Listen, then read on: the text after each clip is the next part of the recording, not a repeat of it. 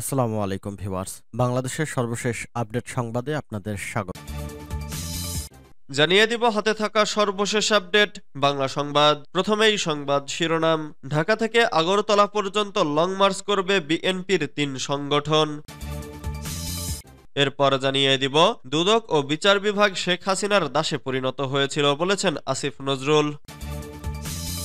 এদিকে -2 এর দূরভিসন্ধি করে লাভ হবে না বলেছেন ইশরাক হোসেন।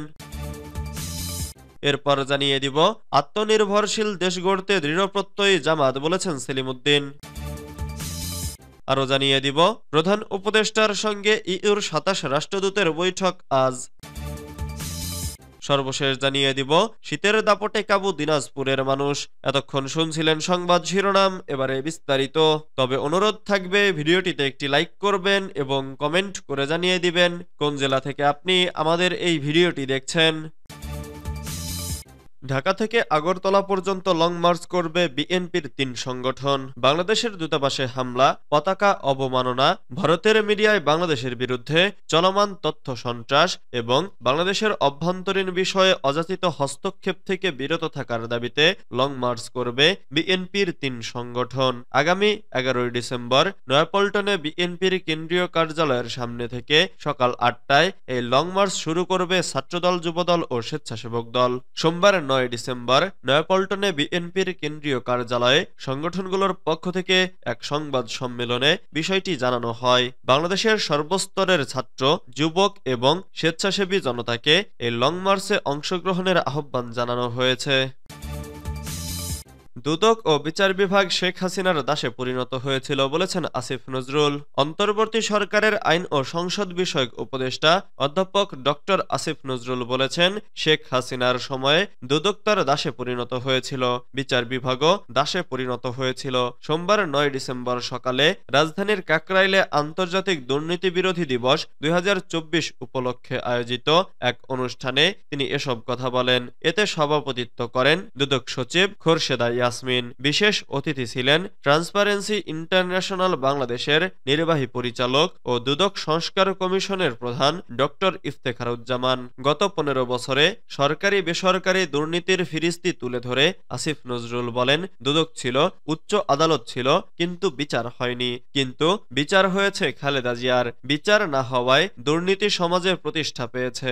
একজন প্রধানমন্ত্রীর পিয়ন কিভাবে ৪০০ কোটি টাকার মালিক হয়, আবার সংবাদ সম্মেলনে হাসতে হাসতে তা বলেন। তার পুরো পরিবার ছিল চোর। শেখ হাসিনার সময়ে দুদক তার দাসে পরিণত হয়েছিল, বিচার বিভাগও দাসে পরিণত হয়েছিল। তিনি বলেন, যেসব কাজ বিভিন্ন সংস্কার কমিশনের সাহায্যে করা সম্ভব সেগুলো আমরা করে ফেলব। আমরা দেরি করব না, আমাদের খুব বেশি সময় নেই। বিচার বিভাগীয় সংস্কার কমিশন কোনো প্রতিবেদন দেয়নি। আমি তাদের বললাম, উচ্চ আদালতে বিচারক নিয়োগের জন্য আমরা একটা আইন করব, আপনারা আইন করে দিতে পারবেন কিনা। পরে ওই কমিশনের রিপোর্ট ছাড়াই আমাদের আইন করে দিয়েছে। -2 এর দূরভিসন্ধি করে লাভ নেই বলেছেন ইশরাক হোসেন। বিএনপির আন্তর্জাতিক বিষয়ক কমিটির সদস্য ইশরাক হোসেন বলেছেন, -2 এর দূরভিসন্ধি করে লাভ হবে না।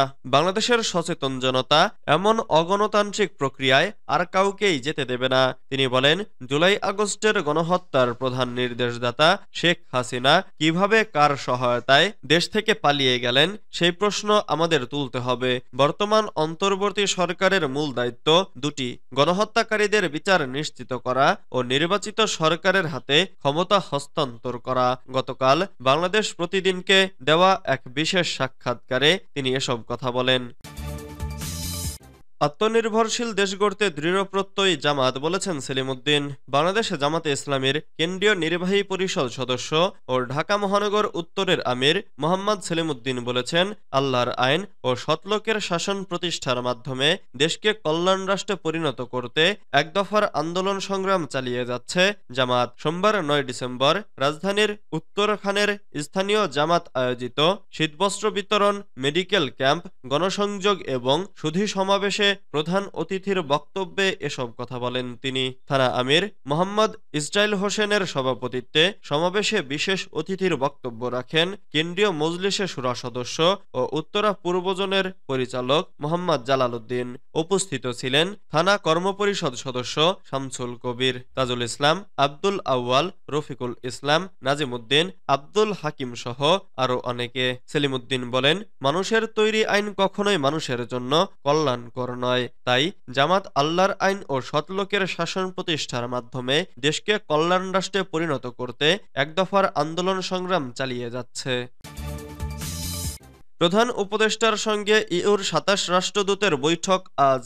অন্তর্বর্তী সরকারের প্রধান উপদেষ্টা ডক্টর মোহাম্মদ ইউনূসের সঙ্গে আজ বৈঠক করবেন ইউরোপীয় ইউনিয়নের ২৭ দেশের রাষ্ট্রদূত। বৃহস্পতিবার ৫ ডিসেম্বর দুপুরে পররাষ্ট্র মন্ত্রণালয় থেকে এ তথ্য জানানো হয়। সোমবার ৯ ডিসেম্বর জনকূটনৈতিক বিভাগের মহাপরিচালক রফিকুল আলম এ বৈঠক হবে বলে জানান। তিনি বলেন, আগামী ৯ ডিসেম্বর ইউরোপীয় ইউনিয়নের ২৭ এবং আরও একটি দেশের রাষ্ট্রদূত সহ ২৮ জনের সঙ্গে প্রধান উপদেষ্টা ডক্টর মোহাম্মদ ইউনূসের বৈঠক অনুষ্ঠিত হবে। রফিকুল আলম বলেন, আলোচনায় জলবায়ু পরিবর্তন, রোহিঙ্গা ইস্যু প্রাধান্য পাবে। এছাড়া বাংলাদেশ ও যুক্তরাজ্যের সম্পর্ক নিয়ে খোলামেলা আলোচনা হবে।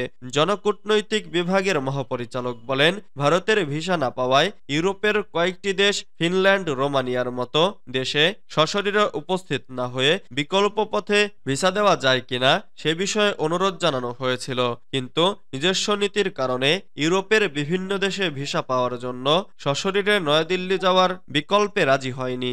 রফিকুল আলম বলেন, ৯ ডিসেম্বর বাংলাদেশ ও ভারত পররাষ্ট্র সচিব পর্যায়ের বৈঠক হবে।